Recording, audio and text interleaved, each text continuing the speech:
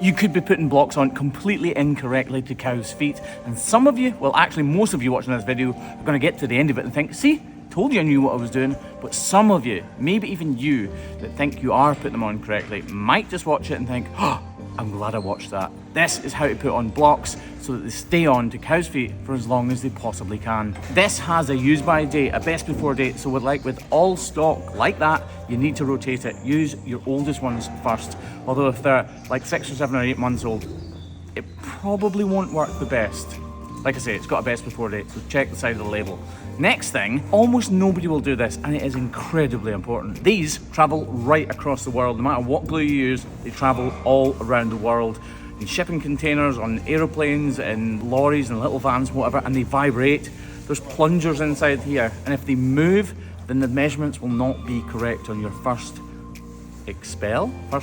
first use of this tube. So the first thing you do is you get it in there, you close it up, twist off the cap, pull out the plunger, and you need to purge these. If we take a closer look, you'll see the green one actually comes out slightly before the white one, meaning that your first use wouldn't be mixed correctly if you hadn't done that. Next, snap on the nozzle and get ready to prepare the food. All of this dirty surface is no use. Glue will not stick to muck. It needs to be completely flat, level and smooth.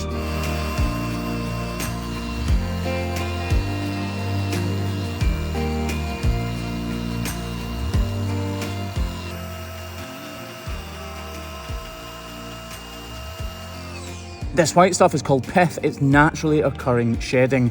So it's supposed to fall away from a cow's hoof. So if you don't remove it, any glue attached to it will literally just fall away when it falls away. Make sure it's not completely smooth, and you need to key something in so that the glue's got something to grip onto. Next, the block. The block has to be completely dry and clean. If it's not dry and clean, the glue won't stick.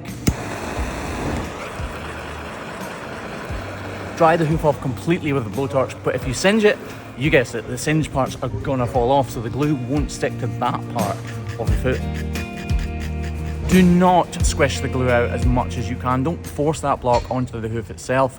The glue is the strongest part in this equation, and we need the glue to be in there so that there is real strength there.